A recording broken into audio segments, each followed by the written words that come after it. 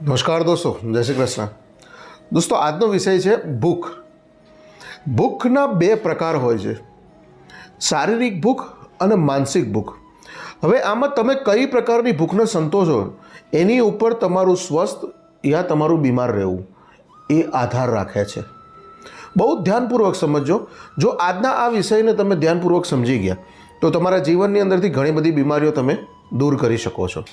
બહુ જ ઝીણવટથી આજે એના સાયન્સ ઉપર ફોકસ કરીને આજે એની ઉપર વિગતવાર ચર્ચા કરીશું.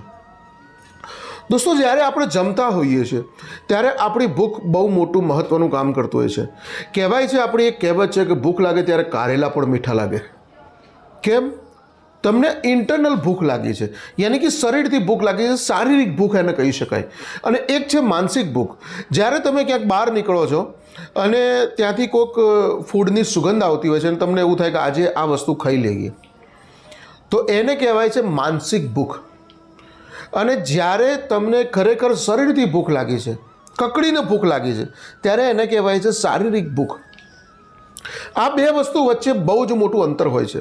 અને જો તમે આ અંતરને સમજી ગયા તો તમારા જીવનની અંદર ઘણી બધી તકલીફોને તમે દૂર કરી શકો એમ છો. દાખલા તરીકે એક ઉદાહરણ આપું કે બે મિત્ર ભેગા થયા અને બે મિત્રો ભેગા થઈને ચા પીવે છે. એકને ખરેખર ભૂખ લાગી છે પેટથી, તો ચા એને પચી જશે, અને બીજા વ્યક્તિને ફક્ત ભાઈબંધનું ટળાય નહીં, એની વાતને ટળાય નહીં એટલા માટે એ વ્યક્તિ ચા પીવે છે. તો જે વ્યક્તિએ ભૂખ લાગી અને ચા પીધી, ભૂખ લાગી અને કંઈક ખાધું, તો એના માટે સાયન્ટિફિક પ્રક્રિયા શરીરમાં એવી થાય છે કે જ્યારે શરીરથી ભૂખ લાગે છે ત્યારે શરીર પાચક રસ છોડે છે, અને જો શરીરથી ભૂખ નથી લાગતી તો શરીર પાચક રસ છોડતા નથી. આજે વિગતવાર ઉદાહરણ સાથે સમજાવીશ તમને, એટલે તમને એક્ઝેક્ટ ખ્યાલ આવે કે હા, આવી આપણાથી ભૂલો થઈ જાય છે. બહુ જ ધ્યાનપૂર્વક સમજો આ વસ્તુને, તો જ તમને એક્ઝેક્ટ ખ્યાલ આવશે, નહીંતર આ વસ્તુ સમજાશે નહીં. કારણ કે આ બંને ભૂખ વચ્ચે એકદમ પાતળી ભેદરેખા હોય છે કે જ્યારે તમે કોઈ પણ વસ્તુ જમતા હો છો ત્યારે શરીરથી ભૂખ લાગવી એ કમ્પલસરી છે. જો આ વસ્તુના આ સાયન્સને સમજી ગયા તો ક્યારેય બીમાર નહીં પડો. કહેવાય છે કે જો તમારે 100 વર્ષ જીવવું હોય તો કકડીને પેટથી ભૂખ લાગે ને ત્યારે જમજો.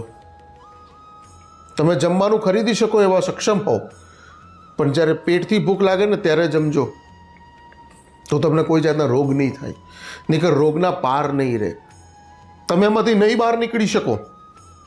આજે એ સાયન્સ ઉપર હું તમને વિગતવાર ચર્ચા કરવા આવ્યો છું. દોસ્તો, હું નેચરોપેથી ડૉક્ટર આર ભટ્ટ છેલ્લા 16 વર્ષથી દવા તેમજ ઓપરેશન વગર રોગ મટાડવાનું કામ કરું છું. દોસ્તો, મારું કામ જ એ છે કે દવા વગરના ઓપરેશન વગર કઈ રીતે રોગ મટે. એના ભાગરૂપે આપણે આ અત્યારનો ટોપિક શારીરિક ભૂખ અને માનસિક ભૂખ ઉપર ચર્ચા કરી રહ્યા છીએ. બહુ ધ્યાનપૂર્વક સમજજો. જ્યારે આપણા સંસ્કૃતિમાં લોકોના મેરેજ થાય ને ત્યારે રાત્રે ગરબા રાખે છે. એ ગરબાની અંદર જે લોકો ગરબા ગાતા હોય રાત્રે, એના માટે રાત્રે 12-1 વાગે નાસ્તો આવે. કોઈક જગ્યાએ પાપડી હોય, કોઈક જગ્યાએ ગાંઠિયા હોય, ચા હોય, ભજીયા હોય. તો એ બધો જે નાસ્તો જે લોકો રમે છે, જે લોકો ગરબા રમ્યા એના માટે બરાબર છે, પણ જે લોકો પ્રેક્ષકોની જેમ માત્ર બેસી રહ્યા છે અને એ લોકો એ ખોરાક જમે છે રાત્રે 12 વાગે ને 1 વાગે, તો કેટલું નુકસાન કરશે દોસ્તો, વિચારી લેજો. એ માત્ર ને માત્ર શરીરની અંદર મળનું કામ કરશે. એની અંદરથી કોઈ પણ જાતના મિનરલ્સ, વિટામિન્સ, ફાઇબર્સ કશું જ નહીં ખેંચી શકાય. કેમ? કેમ કે પેટને ભૂખ લાગી નથી. દોસ્તો, હું રોજ બધાના ઘરે જે પેશન્ટોની ટ્રીટમેન્ટ કરવા જતો હોઉં છું, તો એ લોકોના ઘરે 7 થી 8 ચા મારી એમનેમ થઈ જાય, જેમાં મારે કોઈ ખર્ચો નથી કરવાનો.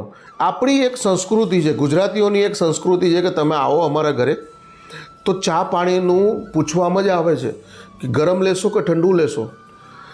તો જો ત્યાં આગળ તમે, હું બધાના ઘેર ચા પીતો ફરીશ, તો પેટથી ભૂખ તો કાયમ લાગતી નથી હોતી. મને ઘણા લોકો કહે છે કે અમારા ઘેર તમે ચા કેમ નથી પીતા? તો હું એ લોકોને એ જ સમજાવું છું કે હું તમને લોકોને આ બધું સાયન્સ સમજાવું તો મારે બી તો ફોલો કરવું પડશે. જો હું ફોલો નહીં કરું તો હું પોતે પણ બીમાર પડીશ. એટલા માટે જ હું એ વસ્તુને કામે લગાડું છું કે ભાઈ જ્યારે ભૂખ લાગે ત્યારે કોઈ પણ લારીએ ઊભા થઈ જજો, તમારે બધું જ પચી જશે. પણ જો મનથી તમને ભૂખ લાગી છે તો એને સંતોષતા નહીં. શરીરથી ભૂખ લાગી છે યાની કે પેટથી ભૂખ લાગી છે તો કોઈ પણ લારીએ ઊભા થઈ જજો, ચાહે સડેલું બી ખાશો, ઉબાઈ ગયેલું બી ખાશો તો પણ એ પચી જશે. એની અંદરથી મિનરલ્સ, વિટામિન્સ, ફાઇબર્સ બધું શરીર લઈ લેશે. પણ જો આપને ભૂખ નથી લાગી અને જો તમે એ વસ્તુ કરવા ગયા તો બહુ મોટા નુકસાનીમાં જશો. તો શારીરિક ભૂખ અને માનસિક ભૂખને સમજો અને એની ઉપર રિએક્ટ કરો. પેટથી ભૂખ લાગે ત્યારે જમી લો, બહુ જ સિમ્પલ એની સાયન્સ છે. કેમ કે જ્યારે તમને યુરિન જવાનું હોય, જ્યારે તમને લેટ્રિન જવાનું હોય છે ત્યારે કોઈ નોટિસ નથી આપતું. ત્યારે શરીર તમને એક મહેસૂસ કરાવે છે કે ભાઈ હવે મારે યુરિન જવું પડશે. સેમ એ જ રીતે શરીર તમને મહેસૂસ કરાવે છે કે હવે મારે જમવું પડશે.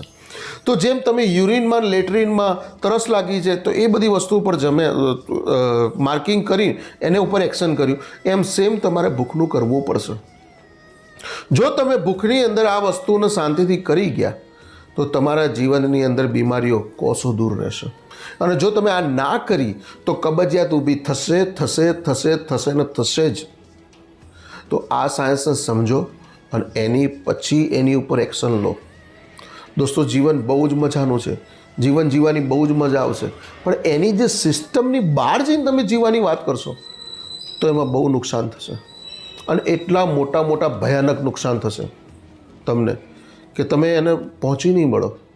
અને અંતે મેં ઘણા લોકોને જોયા છે કે એ છેલ્લા 5 વર્ષથી બીમાર હતા અને અંતે એ દેવ થઈ ગયા.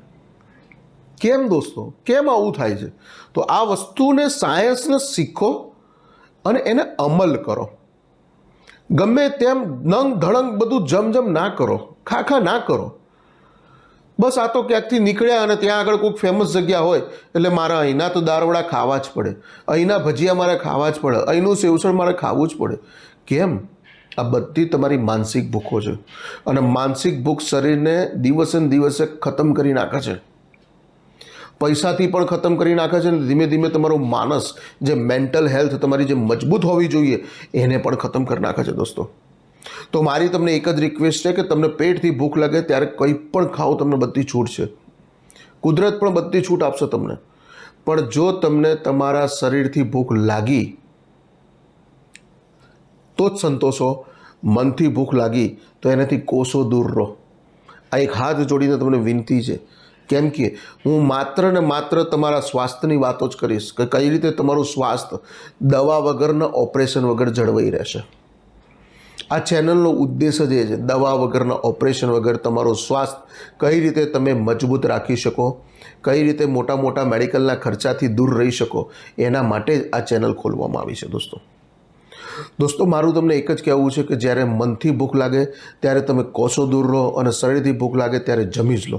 ચાહે કોઈ પણ વસ્તુ જમી લો, ચાલશે, બધું જ શરીર પચાઈ જશે. પણ જો મનથી ભૂખ લાગીને તમે ખાવા બેઠા તો તમે ગયા. માત્ર મળ, કબજિયાત, ગેસ, એસિડિટી એ જ બધું ઊભું થશે.